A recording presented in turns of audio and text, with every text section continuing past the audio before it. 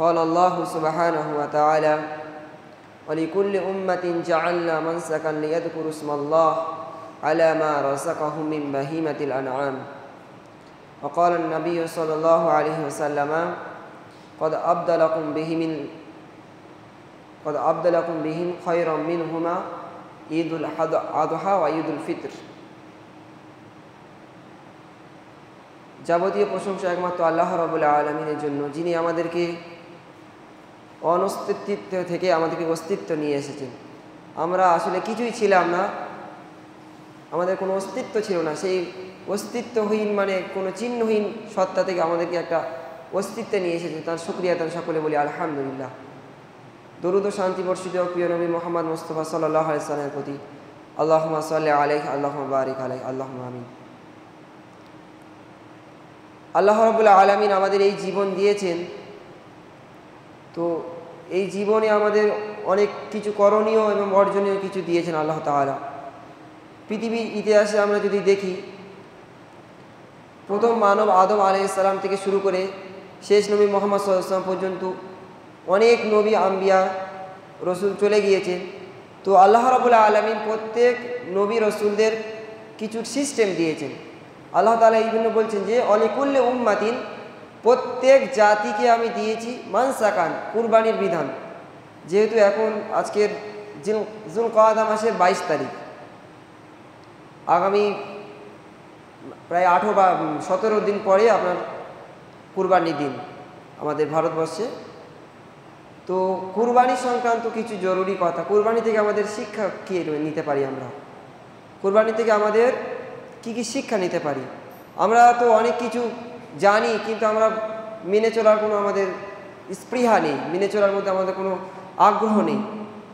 তো আল্লাহ রাব্বুল আলামিন কুরবানির বিধান দিলেন, তো আমরা কুরবানির বিধান থেকে কি কি শিক্ষা নিতে পারি এই বিষয়ে আজকে আমি আলোকপাত করবো আপনাদের সম্মুখে। তো আল্লাহ তাআলা সূরা সাফফাতের 100 থেকে 111 নম্বর আয়াতে এখানে ইব্রাহিম আলাইহিস সালামের কাহিনী উল্লেখ করেন। এছাড়া কুরবানি কথাটা আগে বলে নিই। কুরবান কর্ব থেকে শব্দটা তৈরি হয়েছে। কর্বুন মানে হলো নিকট হওয়া, করুবা ইয়াকুরু মানে হচ্ছে নিকটবর্তী হওয়া। মানে কুরবানি কথার এমন মানে হলো যে এমন কিছু কর্ম, যে কর্ম দিয়ে আমি আল্লাহর কাছাকাছি যেতে পারি। অথচ আমরা কি করছি, সব আল্লাহ থেকে দূরে সরে যাচ্ছে। মানুষ আল্লাহ থেকে দূরে বেশি সরে যাচ্ছে।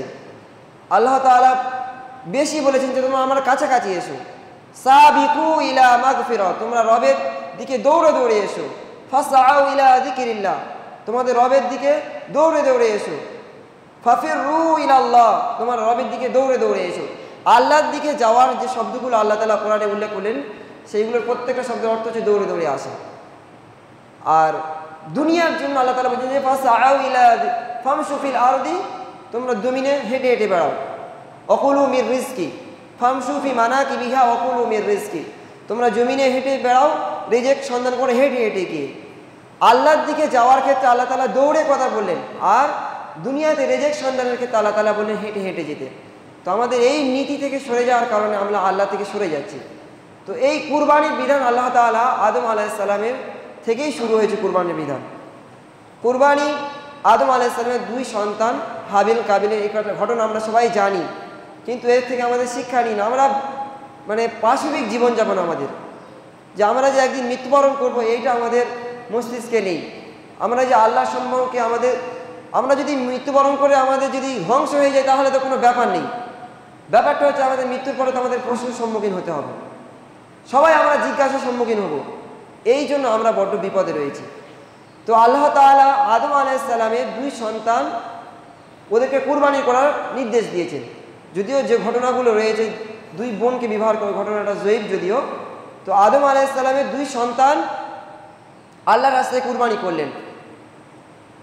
তো কুরবানি একজন সন্তানের আল্লাহ তাআলা কবুল করলেন, হাবিলের কুরবানি কবুল করলেন আর কাবিলের কুরবানি কবুল করলেন না। তো এক্ষেত্রে আল্লাহ তাআলা ওই ঘটনায় উল্লেখ করেছেন যে কাবিল তখন বললেন যে লা আকতুলান্নাক, তোমার আল্লাহ তাআলা কুরবানি কবুল করেছে, তাহলে আমি তোমাকে হত্যা করে দেবো। তখন হাবিল বললে যে ইন্নামা ইয়াতাকাব্বালুল্লাহু মিনাল মুত্তাকিন, যারা মুত্তাকি হয়, যারা সৎ হয়, তাদের আল্লাহ তাআলা কুরবানি কবুল করেন। মানে আল্লাহর নৈকট্য হাসিল তারা করতে পারবে, যারা মুত্তাকি হবে। তো এক্ষেত্রে যে পয়েন্টটা যে আদম আলাইহিস সালামের যে সন্তানের হাবিলের কুরবানি কবুল হলেন, এই কবুল হওয়ার মূল কারণ উনি বললেন যে ইন্নামা অবশ্যই ইয়াতাকাব্বালুল্লাহ, আল্লাহ তাআলা কবুল করেন মিনাল মুত্তাকিন, যারা মুত্তাকি তাদের থেকে আল্লাহ তাআলা কবুল করেন। তো আমরা আমাদের কুরবানির যে নিয়ত আমাদের, সেটা কি আল্লাহর এই তাকওয়া নিয়ে নিয়ত করতে পারি? আমরা মানে তাকওয়া দিয়ে কি আমরা কুরবানি কুরবানি করছি? তাকওয়া আমাদের মধ্যে নেই। তাহলে কুরবানি কবুল হওয়ার জন্য হাবিলের যে কথা সেটা হলো আল্লাহ মুত্তাকিদের থেকে কবুল করেন, অথচ আমাদের জীবনে তাকওয়া আমাদের অর্জন হয় না। কুরবানি আদম আলাইহিস সালামের ঘটনা গেল, এরপরে আল্লাহ তাআলা প্রত্যেক নবীদের সময়ে কুরবানির সিস্টেম ছিল। এরপরে আল্লাহ তাআলা ইব্রাহিম আলাইহিস সালাম আবুল আম্বিয়া, ইব্রাহিম আলাইহিস সালামের সময়ে ইব্রাহিম আলাইহিস সালামকে আল্লাহ তাআলা আদেশ করলেন। এখানে তিনটে ঘটনা আছে, যে ইয়াউমুত তারবিয়া, ইয়াউমু আরাফা, ইয়াউমুন নাহার। আল্লাহ তাআলা ইব্রাহিম আলাইহিস সালামকে 3 দিন স্বপ্ন দেখালেন। প্রথম দিন ইয়াউমুত তারবিয়া, তিনি স্বপ্ন দেখলেন প্রথম দিন। ওই জন্য 8 তারিখে, যেটা 8 তারিখ আমরা মিনায় হাজিরা যেদিন থাকে ওই দিনকে ইয়াউমুত তারবিয়া বলা হয়। ওই দিন ইব্রাহিম আলাইহিস সালাম স্বপ্নে দেখলেন যে আল্লাহ তাআলা তাকে একটা নির্দেশ করলেন। সেই নির্দেশটাকে তিনি পরে বুঝতে পারলেন না। ইয়াউমু আরাফা 9 দিন, তার পরের দিন একই স্বপ্ন তিনি বুঝতে পারলেন যে এটা আল্লাহ আমাকে কুরবানি করার নির্দেশ। আরাফা মানে চেনা, বুঝতে পারা বা জানতে পারা। তো ইব্রাহিম আলাইহিস সালাম 9 তারিখে চিনতে পারলেন, ইয়াউমু আরাফা মানে 9 তারিখে উনি বুঝতে পারলেন যে আল্লাহ আমাকে কুরবানি করার নির্দেশ দিলেন। ইয়াউমুন নাহার, তার পরের দিন 10 তারিখে তিনি কুরবানি করার জন্য প্রস্তুতি নিলেন। তো ইব্রাহিম আলাইহিস সালামকে আল্লাহ তাআলা আদেশ করলেন। তো ইব্রাহিম আলাইহিস সালামের ঘটনাটা কেমন? তো ইব্রাহিম আলাইহিস সালাম উনি তো একজন প্রবীণ, মানে বয়স বৃদ্ধ অবস্থায় ইসমাঈল আলাইহিস সালামকে সন্তান হিসেবে পেয়েছেন। তো সন্তান হিসেবে পাওয়ার পরে আল্লাহ তাআলা তাকে কত কঠিন পরীক্ষা, মানুষ হিসেবে এখানে একটা শিক্ষা পাওয়া যায় যে মানে সন্তানের ভালোবাসা থেকে আল্লাহর ভালোবাসাকে আমাদের অগ্রাধিকার দিতে হবে সর্ব অবস্থায়। সন্তানের মহব্বতকে ফেলে রেখে আল্লাহর মহব্বতকে, আল্লাহর প্রতি ভালোবাসাকে আমাদেরকে বেশি প্রাধান্য দিতে হবে। এই হচ্ছে ইব্রাহিম আলাইহিস সালামের ঘটনা থেকে শিক্ষা। ইব্রাহিম আলাইহিস সালাম উনি করলেন কি, আল্লাহ তাআলা আদেশ করলেন, ক্বালা রাব্বি হাবলি মিনাস সালিহিন। ইব্রাহিম আলাইহিস সালাম আল্লাহর কাছে দোয়া করলেন বৃদ্ধ বয়সে, হে আল্লাহ আমাকে একটা নেককার সৎ সন্তান দান করুন। ফাবাশশারনাহু, আল্লাহ তাআলা বলেন ফাবাশশারনাহু বিগুলামিন হালিম, তাকে আমি দান করলাম গোলামিন হালিম, একটা বিচক্ষণ জ্ঞানী সন্তান তাকে দান করলাম। ফালাম্মা বালাগা মাআহু সাইয়া, যখন ওই সন্তান মানে গোলামে হালিম অর্থাৎ জ্ঞানী সন্তান বালাগা মাআহু সাইয়া হাঁটার বয়সে পৌঁছে গেল। ফালাম্মা বালাগা মাআহু সাইয়া ক্বালা ইয়া বুনাইয়া, তখন ইব্রাহিম আলাইহিস সালাম তার সন্তানকে বললেন যে হে আমার সন্তান, ইন্নী আরা, নিশ্চিত আমি দেখি, আন্নী আযবাহুকা, তোমাকে আমি হত্যা করছি। ফানজুর মাযা তারা, অতএব তোমার কি মত? আমি তোমাকে হত্যা করতে আমি স্বপ্নে দেখছি, তোমার কি মত? ফানজুর মাযা তারা, তুমি কি মত দাও, তোমার কি সিদ্ধান্ত? ক্বালা ইয়া আবাতি ফাআল, তখন ইসমাঈল আলাইহিস সালাম বললেন ইয়া আবাতি ফাআল, হে আমার পিতা আপনি আদেশ পালন করুন। ইফআল মানে করুন, ইয়া আবাতি ফাআল মা তুমার, যা আপনাকে আদেশ করা হয়, আপনি সেটা করুন। সাতাজিদুনি ইনশাআল্লাহু মিনাস সাবিরিন, তাহলে অবশ্যই আমাকে ইনশাআল্লাহ, আল্লাহ যদি চায় আমাকে সবরকারীদের মধ্যে পাবেন। তো ইব্রাহিম আলাইহিস সালাম সন্তানকে বলছেন যে সন্তানকে আমরা কোনো সন্তানকে বলতে পারবো আমাদের নিজেদের সন্তানকে? এরকম আমাদের ঈমান কাজ করে? নিজের সন্তানকে বলবে যে তোমাকে হত্যা করার আদেশ পেয়েছি? মানে আমাদের ঈমান ওই রকম পর্যায়ে এখন উপনীত হয়নি, মানে ওই রকম পর্যায়ে এখন যায়নি যে সন্তানকে বলবো যে তোমাকে হত্যা করার আদেশ পেয়েছি। তাহলে কত কঠিন! অথচ ইব্রাহিম আলাইহিস সালাম একটা বৃদ্ধ বয়সে সন্তান লাভ করেছেন, আর সেই সন্তানকে আল্লাহ তাআলা যখন একদম ফুটফুটে সন্তান, মানে যখন অনেক মুফাসসির বলেছেন যে যখন বয়স প্রায় বালাগা মাআহু সাইয়া, যখন হাঁটার বয়স, মোটামুটি অনেকে বলেছেন 13 বছর, 12-13 বছর, অনেকে বলেছেন সবে মাত্র সাবালক হয়েছেন, এই বয়স মানে একদম পুরো মানে বালক বয়স। সেই বয়সে আল্লাহ তাআলা বললেন যে তুমি তোমার সন্তানকে মানে জবাহ করো।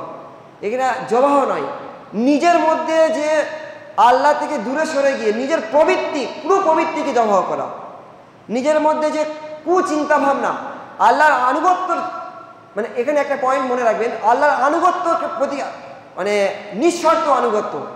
এই ঘটনা থেকে এটা মনে রাখবেন, নিঃশর্ত আনুগত্য। আল্লাহ তাআলা ইব্রাহিম আলাইহিস সালাম কোনো যুক্তি দেয়নি এখানে যে আল্লাহ আমি কিভাবে করবো আমার সন্তানকে হত্যা, কোনো যুক্তি না দিয়ে নিঃশর্তভাবে, কোনো শর্তহীন এককভাবে আল্লাহ তাআলার আদেশ পালনে মানে একদম অগ্রগামী হলেন, মানে আল্লাহর আদেশ পালন করার জন্য তিনি ঝাঁপিয়ে পড়লেন। এই হচ্ছে ইব্রাহিম আলাইহিস সালামের ঘটনা থেকে শিক্ষা। ইব্রাহিম আলাইহিস সালাম তাই করলেন, সন্তানকে হত্যা করার জন্য তিনি নিয়ে গেলেন। তো সন্তান হত্যা করতে পারলেন না, আল্লাহ তাআলা পরবর্তীতে দুম্বা পাঠালেন। তো এরপর আর কি শিক্ষা দেখেন ইব্রাহিম আলাইহিস সালামের কাহিনী থেকে? ইব্রাহিম আলাইহিস সালাম, তারপরে হাজেরা আলাইহিস সালাম। হাজেরা আলাইহিস সালাম, এখানে মায়েরও ভূমিকা আছে, মহিলাদেরও অনেক ভূমিকা থাকা উচিত। মাও বুঝতে পারলেন, যখন নিয়ে যাওয়া হয় তখন বললেন যে শয়তান তখন বলে দেয় যে ওকে হত্যা করার জন্য নিয়ে যাওয়া হচ্ছে। তখন হাজেরা আলাইহিস সালাম জিজ্ঞাসা করলেন যে এটা কি আল্লাহ আদেশ করেছে?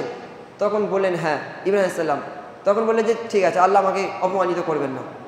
এখানে মা ও সন্তানকে আল্লাহর রাস্তায়, মায়েরও কত ত্যাগ, পিতা তো ত্যাগ রয়েছে, মায়েরও কত মানে ত্যাগ তিতিক্ষা। এই শব্দগুলো আমরা মানে শুধুমাত্র বইয়ে রয়ে গিয়েছে, বই পুস্তকে রয়ে গেছে যে ত্যাগ তিতিক্ষা।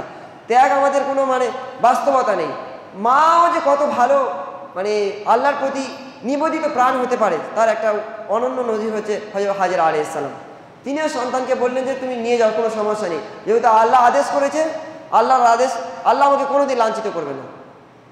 তো ইব্রাহিম আলাইহিস সালাম এই কুরবানি করার পর ইব্রাহিম আলাইহিস সালাম কি করলেন? আরও শিক্ষা কি দেখেন, ইব্রাহিম আলাইহিস সালাম সন্তান, এখানে আরেকটা শিক্ষা হচ্ছে ইয়া আবাতি ফাআল মা তুমার। ইসমাঈল আলাইহিস সালাম বললেন হে আমার আব্বু, তু ফাআল, আপনি করুন, মা তুমার, যা আপনাকে আবাতি ফাআল মা তুমার, আল্লাহ যা আদেশ করেছে সেটা করুন।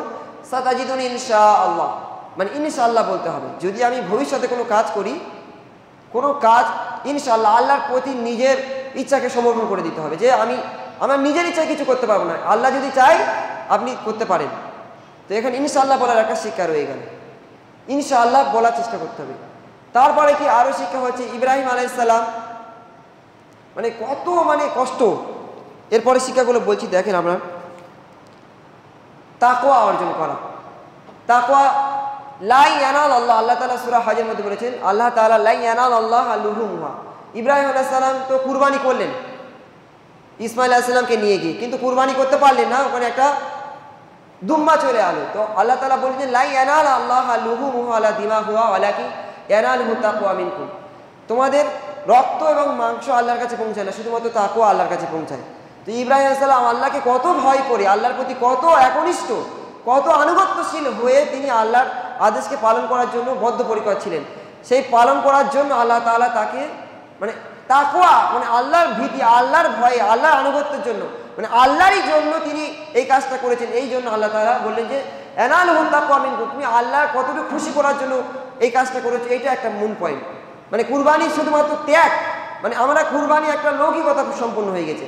একটা মানুষকে সেদিন দেখলাম বিড়ি খাচ্ছে, বলছে যে আমি কুরবানি দিতে হবে এবছর, বিড়ি খাচ্ছে, এদিকে আজান হয়ে গেল, বিড়ি খাচ্ছে, আবার সে কুরবানি দেবে বলে পরিকল্পনা নিচ্ছে, আবার নামাজের সময় ধার ধারে না, তাহলে ওর তো তাকওয়া নেই, তাহলে ওর কুরবানি কবুল হবে না, বেকার সময় নষ্ট করা হবে, মানে তাকওয়াবিহীন। এখানে আরেকটা পয়েন্ট বলি, সূরা কাউসারে আল্লাহ তাআলা বলেন যে ইন্না আ'তাইনা কাল কাউসার, হে নবী আমি আপনাকে কাউসার দান করেছি, ফাসাল্লি লি রাব্বিকা ওয়ানহার, তুমি তোমার রবের উদ্দেশ্যে সালাত আদায় করো, ওয়ানহার এবং কুরবানি করো। মানে আল্লাহ তাআলা আগে মনে রাখবেন পয়েন্টটা, যে আল্লাহ অনেক কিছু দিয়েছেন, আল্লাহ তাআলা আল্লাহ রাসূল সাল্লাল্লাহু আলাইহি ওয়াসাল্লামকে কাউসার দিয়েছেন, তাই আল্লাহ তাআলা আদেশ করলেন যে তুমি অতএব কাউসার দান করেছি, তাই শুকরিয়াতান আমার সালাত আদায় করো এবং রবের উদ্দেশ্যে সালাত আদায় করো এবং কুরবানি করো, মানে শুকরিয়াতান। তো প্রথম পয়েন্ট বললেন তো সালাত আদায় করো, তারপরে কুরবানি করতে বললেন। তো আমরা মানুষ হিসেবে আমাদের কুরবানি কি হয়, মানে আমরা শুধু মানে বাৎসরিক একটা আনুষ্ঠানিক কথা, মানে আনুষ্ঠানিক আমাদের জীবনযাপন, মানে শুধুমাত্র কুরবানিটা হয় আর সালাত আদায় হয় না। মানে এখানে যে পয়েন্ট আছে আল্লাহ তাআলা আদেশ করেন যে ফাসাল্লি লি রাব্বিকা ওয়ানহার, তুমি সালাত আদায় করো তোমার রবের উদ্দেশ্যে, ওয়ানহার এবং কুরবানি করো। প্রথমে আল্লাহ তাআলা আদেশ করলেন সালাতি, তারপরে কুরবানি করা। অথচ আমরা মানে ঈদের দিনে বা কুরবানির দিনে আমরা দেখা যায় যে অধিকাংশ মানুষ ফজরের সালাত তো নেই, মানে কোনো সালাতই আদায় করে না, বেকার এইসব মানুষগুলো যারা সালাত আদায় করেন না, মনে রাখবেন এদের কোনো ভূমিকা নেই ইসলাম ধর্মে। ইসলাম ধর্মে এদের কোনো ভূমিকা নেই। সালাত আদায় ছাড়া, মানে যারা কুরবানি করছে সালাত আদায় ছাড়া এদের মানে কোনো কুরবানি গ্রহণযোগ্য পর্যায়ে আসবে না।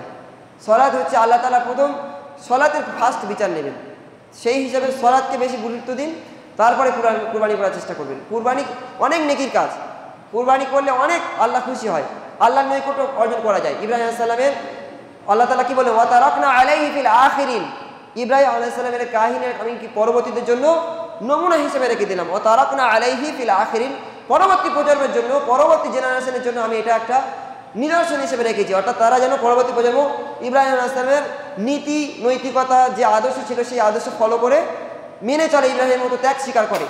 কিন্তু আল্লাহ তাআলা আমরা সেই ত্যাগ স্বীকার করতে পারছি না। আমরা সেই ত্যাগ টিকার থেকে সরে গিয়ে আমরা ইব্রাহিমের কুরবানি আমাদের জীবনে কতখানি বলেন তো?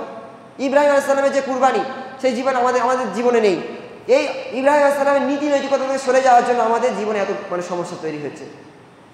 যাই হোক, আমাদের চেষ্টা করতে হবে আমাদের সর্বসাকুল্যে আমাদের ইব্রাহিম আলাইহিস সালামের যে ত্যাগ, যে আল্লাহর প্রতি আনুগত্যশীলতা, আল্লাহর প্রতি কত আনুগত্যশীলতা, এই পয়েন্ট আমাদের খেয়াল রেখে আমাদের কুরবানি করার চেষ্টা করতে হবে। তাহলে আল্লাহ তাআলা কবুল করবেন। কুরবানি করলে আপনার জীবনে আমরা সেই কুরবানি করতে পারছি, আমরা কুরবানি আমাদের মধ্যে আল্লাহর ভয় নেই, শুধু লৌকিকতাপূর্ণ, আমরা লোক দেখানোটাকে বেশি প্রাধান্য দিয়ে গেছি। কত কুরবানি বিদেশ থেকেও আনতে পারবেন, আমেরিকা থেকেও আনতে পারবেন, কিন্তু আনুগত্য আল্লাহর কতটুকু আছে? হযরত আল্লাহ রাসূল সাল্লাল্লাহু আলাইহি ওয়াসাল্লাম বিদায় হজের সময় যখন হজ করতে আসেন, তখন কুরবানির পশু আলী রাদিয়াল্লাহু তাআলা ইয়ামানে ছিলেন, উনি ইয়ামান থেকে হজের কুরবানির পশু আনতে গিয়েছিলেন। অর্থাৎ অনেক দূর থেকে কুরবানি পশু আনতে পারবেন, কিন্তু আল্লাহ রাসূল এবং আলী রাদিয়াল্লাহু তাআলা ওনারা যে উদ্দেশ্য নিয়ে, যে ত্যাগ টিকা নিয়ে আল্লাহর খুশি করার জন্য যে কুরবানি করেছেন, সেই কুরবানিকে আমরা করতে পারছি? কুরবানি আমরা সাধারণত মনে করি যে জবাই করার নাম, আমাদের মেন্টালিটি ধরে নিয়েছে একে কুরবানি দিতে হবে মানে কি একে জবাই করতে হবে, কিন্তু নয়। কুরবানি মানে আমার মনের মধ্যে যে খারাপ বিষয়গুলো আছে, মানসিক যে সমস্যাগুলো রয়েছে, মানসিক যে রোগগুলো কোরআন ছাড়া, আল্লাহর আনুগত্য ছাড়া যে রোগ সমাধান করা যায় না, ট্রিটমেন্ট করা যায় না, সেইগুলোকে কুরবানি করতে হবে আল্লাহর রাস্তায়। সেইগুলোকে হত্যা করে আমি আল্লাহর একনিষ্ঠ হতে পারছি কিনা এটা খেয়াল রাখতে হবে। তারপরে দেখেন আল্লাহ তাআলা বললেন যে আমাদের এই বেঁচে থাকা কেন? কুরবানি এই জন্য দিতে হবে। কুল ইন্না সলাতি ওয়া নুসুকি ওয়া মাহইয়ায়া ওয়া মামাতি লিল্লাহি রাব্বিল আলামিন। আল্লাহ তাআলা বলছেন যে নিশ্চয়ই আমার সালাত ওয়া মাহইয়ায়া, সালাতি ওয়া নুসুকি আমার কুরবানি, ওয়া মাহইয়ায়া ওয়া মামাতি লিল্লাহি রাব্বিল আলামিন, আমার বেঁচে থাকা, আমার জীবন, জীবিত থাকা সবটাই আল্লাহর জন্য।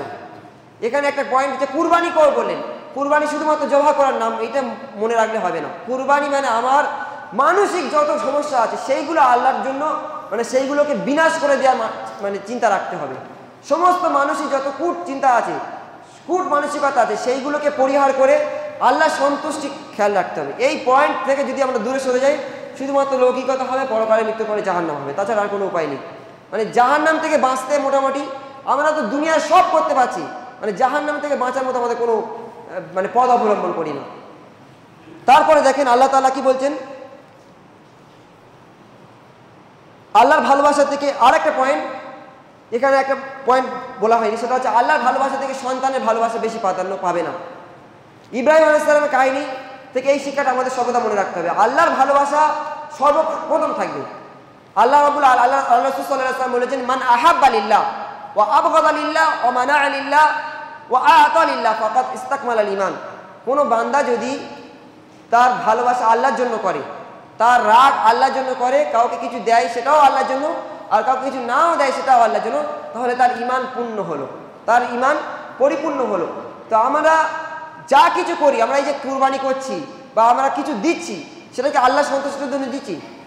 আমরা আল্লাহ সন্তুষ্টি আমাদের খেয়াল থাকে না। আমরা দুনিয়া যেটা দুনিয়া মানে হচ্ছে নিকৃষ্ট, সেই নিকৃষ্ট জীবনের জন্য আমরা বেশি সময় ব্যয় করে ফেলি। ওই জন্য আমরা আল্লাহ সন্তুষ্টি অর্জন করতে পারি না, পরিশেষে আমাদের পরিণাম খুব খারাপ হয়ে যায়। যাই হোক, আমরা যেন প্রত্যেকে খেয়াল রাখবো যেন কুরবানির এই যে আল্লাহ সন্তুষ্টি, শুধুমাত্র রিদাল্লাহ, আল্লাহ খুশি করার জন্য দিতে পারি, এই মেজাজ আমাদের মধ্যে থাকে। এই জন্য একটা কবি বলেছেন যে ইব্রাহিমের কুরবানি তোর জীবনে কতখানি, ইব্রাহিম আলাইহিস সালাম আল্লাহর জন্য যে কুরবানি করেছেন সেটা আমার জীবনে কতখানি বলেন তো, আমাদের জীবনে কতখানি? ইব্রাহিম সালামের মতো আমরা কি সন্তানকে হত্যা করার মতো মানসিকতা আমাদের আছে? সন্তানকে আল্লাহ রাস্তায় বিলিয়ে দেওয়া, আল্লাহ রাস্তায় জান দেওয়ার মতো তাকে প্রস্তুতি করতে বলতে পারি না আমরা। সন্তানকে আমরা আল্লাহ রাস্তায় কত আমরা আল্লাহ থেকে সরে গিয়েছি, এই জন্য এই মেজাজ আমাদের মধ্যে নেই। যাই হোক, আল্লাহ আমাদের সকলকে যেন ইব্রাহিম আলাইহিস সালামের মানসিকতার যে মেজাজ ছিল সেই মিজাজকে আমরা যেন মেনে ইব্রাহিম আলাইহিস সালামের মতো কুরবানি করতে পারি। আল্লাহ তুমি সেই মর্মে তৌফিক দান করুন মাবুদ, আল্লাহুম্মা আমিন। قال النبي صلى الله عليه وسلم قد أبدلكم بهما خيرا منهما ঈদ উল আযহা ওয়া ঈদ উল ফিতর। নবীজি সাল্লাল্লাহু আলাইহি সাল্লাম মক্কা থেকে হিজরত করে মদিনায় গেলেন। তো মদিনায় গিয়ে দেখলেন যে মদিনার বাসীরা দুদিন অনুষ্ঠান, দুদিন খুব ভালোভাবে জাঁকজমকপূর্ণভাবে পালন করছে। তো নবীজি সাল্লাল্লাহু আলাইহি সাল্লাম বললেন এগুলো তোমাদের করতে হবে না। ইন্নাল্লাহ ক্বাদ আবদালাকুম বিহিমা খায়রাম মিনহুমা, আল্লাহ তাআলা তোমাদের এই দুটোর পরিবর্তে একটা ভালো দুটো দিন দিয়েছেন, সেটা হচ্ছে ঈদ উল আযহা ও ঈদ উল ফিতর। সেই দুটো হচ্ছে ঈদ উল আযহা, ঈদ উল ফিতর। নবীজি মদিনায় গিয়ে দেখলেন মানুষ অনেক কিছু অনুষ্ঠান পালন করছে, দুদিন এক্সট্রা, মানে ওরা বাৎসরিক কোনো অনুষ্ঠান করছে। নবীজি বললেন যে তোমাদের এই দুটোর পরিবর্তে কুরবানির দিন এবং ঈদ উল ফিতর দিলেন। তো আমাদের মুসলিম সমাজে কুরবানির পরিবর্তে আরও কত আনুষ্ঠানিকতা আমাদের মধ্যে রয়েছে, অথচ কুরবানির যে মেজাজ, কুরবানি সত্যিকার অর্থে আমরা শুধুমাত্র একটা অনুষ্ঠান সর্বস্ব ধরে নিয়েছি। শুধুমাত্র এটা যে একটা অনুষ্ঠান, মানে এটা একটা শুধুমাত্র একটা পালন পর্ব হিসেবে আমরা ধরে নিয়েছি। কুরবানির জন্য যে প্রস্তুতি থাকা প্রয়োজন, ত্যাগ তিতিকা, সেইটা আমাদের মধ্যে নেই। মূল কথা, আজকের টপিকের মূল কথা মনে রাখবেন যে আমরা ইব্রাহিম আলাইহিস সালামের মতো ত্যাগ দিয়ে কি আমরা কুরবানি করতে পারছি? একটা পয়েন্ট মনে রাখবেন, তাহলে আপনার জীবন পরিবর্তন হয়ে যাবে। জীবনের শুধুমাত্র এটা মনে রাখবেন যে আমি কি সমস্ত কর্ম, ইন্না সালাতি ওয়া নুসুকি, আমার বেঁচে থাকা, আমার সালাত, আমার কুরবানি, আমার বেঁচে থাকা, আমার মরে যাওয়া, সব কি আল্লাহর জন্য হচ্ছে? সব কি আল্লাহর পথে ব্যয় হচ্ছে? কুরবানিটা নয় শুধু, আমার জীবনের যত কিছু সেটা কি আল্লাহর জন্য হচ্ছে, নাকি না আমার শয়তানের জন্য হয়ে যাচ্ছে? হয় মানুষ, একটা কথা মনে রাখবেন, হয় মানুষ আল্লাহ সন্তুষ্টির জন্য করছে, নাই শয়তানের সন্তুষ্টির জন্য করছে। মানুষ বিরামহীন হয় না, মানুষ হয় সে তার কাজকর্ম আল্লাহর জন্য হচ্ছে, নয় তার কাজকর্ম শয়তানের জন্য ব্যয় হচ্ছে। মানুষের সময় হয় আল্লাহর আনুগত্যে ব্যয় হচ্ছে, না হলে শয়তানের পথে ব্যয় হচ্ছে। সময় সে হয়তো কোনো নেকির কাজ করছে, না হলে গুনাহ কাজ করছে। আমার 24 ঘন্টা মনে রাখবেন যে আমি হয় গুনাহ কাজ করছি, না হলে নেকির কাজ করছি। কোনো সময় বেকার যাচ্ছে না, আমি কিছু না কিছু নয় নেকি অর্জন করছি, না হলে গুনাহ অর্জন করছি। তো আমার খেয়াল রাখতে হবে আমি কি আল্লাহর জন্য, কি আমার জীবন আল্লাহর জন্য আমার বেঁচে থাকা। এই পয়েন্টগুলো থেকে আমরা সরে যাওয়ার কারণে ইব্রাহিম আলাইহিস সালামের চেতনা আমাদের মধ্যে নেই। নবীজি সাল্লাল্লাহু আলাইহি সাল্লাম 10 বছর মদিনায় ছিলেন, 10 বছরই কুরবানি করেছেন, 10 বছরই কুরবানি করেছেন। এবং কুরবানি করার পর আল্লাহ রাসূল অনেক তাকিদ দিয়েছেন যে আল্লাহ রাসূল বলেছেন যার কুরবানি করার সামর্থ্য আছে সে যদি কুরবানি না দেয় সে যেন আমার মুসাল্লায় না আসে। যদিও কুরবানি দেওয়া হচ্ছে সুন্নতে মুআক্কাদা, তো এক্ষেত্রে খুব তাকিদ দেওয়া হচ্ছে কুরবানি দিলে তার মধ্যে আল্লাহর আনুগত্য করার একটা মানসিকতা থাকে। আমরা তো আল্লাহর আনুগত্য ভুলে গেছি, আমরা আল্লাহকে যে ভালোবাসতে হবে। এই যে এতগুলো মুসল্লি আছে, সত্যিকার অর্থে যদি দেখা যায় ঈদের দিন মাশাআল্লাহ প্রথম কাতারে এসে উপস্থিত হবে, কিন্তু ঈদের দিনে যে জোহরের নামাজটা আমাকে জামাতের সঙ্গে আদায় করতে হবে, কুরবানি নিয়ে ব্যস্ত, জোহরের নামাজ ছেড়ে যাবে, বেকার বেঁচে আছে ওই মানুষটা বেকার, ওর বেঁচে থাকাটাই বেকার।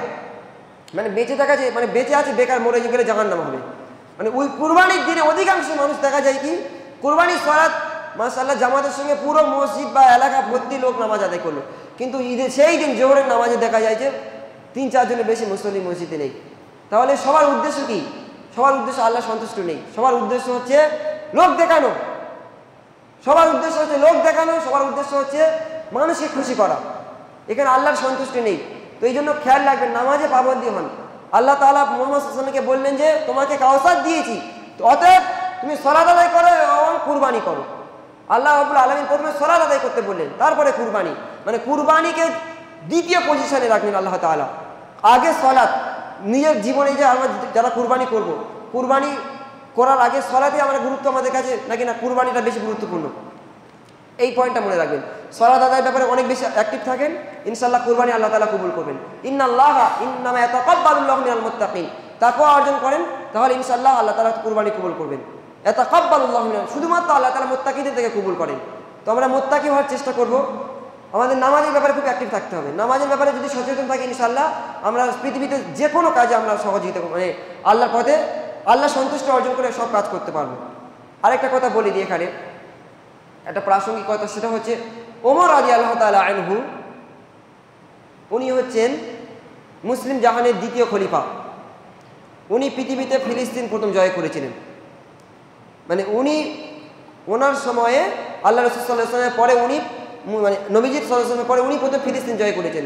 ওমর রাদিয়াল্লাহু তাআলা আনহু ফিলিস্তিন জয় করেছিলেন।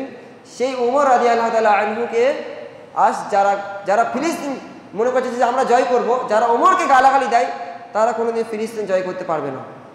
ওমর রাদিয়াল্লাহু তাআলা আনহুকে যারা গালাগালি দেয় তারা কোনোদিন, যেটা বলছি শিয়াদের ব্যাপারে বলছি, যে অনেক শিয়াদের ব্যাপারে আমাদের আকীদা থাকা উচিত যে তারা মানে খুব কঠিন, মানে তারা মুসলিম পর্যায়ে আসে না অধিকাংশ শিয়া, এইটা মনে রাখতে হবে।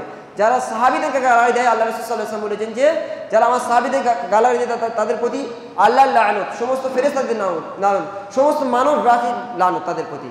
তা যারা সাহাবীদের গালাগালি দেয়, এখন যেহেতু এই বিষয়টা খুব চর্চিত, তো এই প্রসঙ্গে চলে বললাম যে ওমর রাদিয়াল্লাহু তাআলা যে খলিফা ফিলিস্তিন জয় করেছেন তাকে যারা গালাগালি দেয় তারা কোনোদিন ফিলিস্তিন জয় করতে পারবে? যার হাতে প্রথম মানে ফিলিস্তিন বিজয় লাভ করে তাকে গালাগালি দিচ্ছে, তাদের দ্বারা কোনোদিন ফিলিস্তিন জয় করা সম্ভব নয়। তো ওমর রাদিয়াল্লাহু তাআলার মতো আমাদেরকে খেয়াল রাখতে হবে, ওমর রাদিয়াল্লাহু তাআলা যে মানে উনি ফিলিস্তিন জয় করেছেন সেটা আল্লাহর জন্য, যাই হোক আমাদের কুরবানির প্রসঙ্গে আমাদের যেটা বলার যে আমাদের মূল কথা মনে রাখতে হবে যে সলাত আদায় করতে হবে, তবে কুরবানি কবুল হবে। সলাত তারপরে কুরবানি, সলাত ছাড়া কুরবানি কবুল হবে না। সলাতবিহীন কুরবানি কোনো কাজ দেবে না, যতই পানি যাই করেন না কেন। সলাত ছাড়া যদি নামাজ না আদায় করেন তাহলে কুরবানি করা বেকার হবে, আপনার সময় নষ্ট করা হবে, অর্থটা বেকার ব্যয় হবে। সলাতের প্রতি পাবন্দী হন, প্রয়োজনে সলাত সংক্রান্ত জ্ঞান অর্জন করুন ভালো করে, সলাতের প্রতি যত্নবান হন, তাহলে ইনশাআল্লাহ আল্লাহ কবুল করবেন কুরবানি। তাহলে বেঁচে থাকার স্বাদ ভালো লাগবে। আমরা যে মানসিকভাবে এত কষ্ট ভোগ করছি এর মূল কারণ হচ্ছে আমরা যে বান্দা আল্লাহ সন্তুষ্টির জন্য জীবনযাপন করে তার কোনো মানসিক কষ্ট হওয়ার কথা নয়। যে মানুষ আল্লাহ খুশি করার জন্য বেঁচে থাকে, যার জীবন মনে হয় যে আমি আল্লাহর জন্য বেঁচে থাকবো, তার কষ্ট হওয়া খুবই কঠিন। কিন্তু যার বেঁচে থাকার স্বাদ হচ্ছে যে আমি মানুষকে খুশি করার জন্য, তাহলে তার মানসিকভাবে মানে কষ্ট পাওয়া সহজ, সে মানসিকভাবে অবসাদে ভুগতে পারে।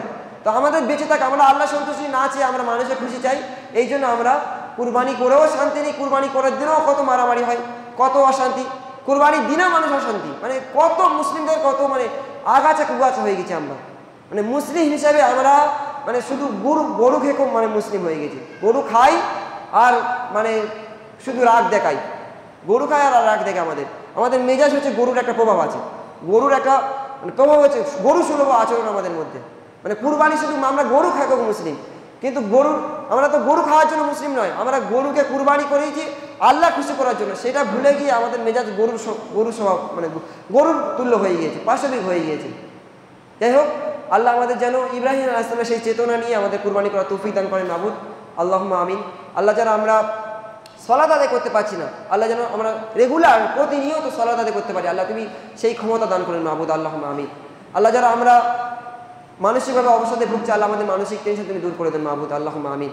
আল্লাহ যারা আমরা ঋণগ্রস্ত আছে, আল্লাহ তুমি আমাদেরকে ঋণকে মুকুব করে তুমি তৌফিক দান করেন মাবুদ, আল্লাহুম্মা আমিন। সুবহানাকা আল্লাহুম্মা রব্বানা বিহামদিকা আশহাদু আল্লা ইলাহা ইল্লা আনতা আস্তাগফিরুকা ওয়া আতুবু ইলাইক।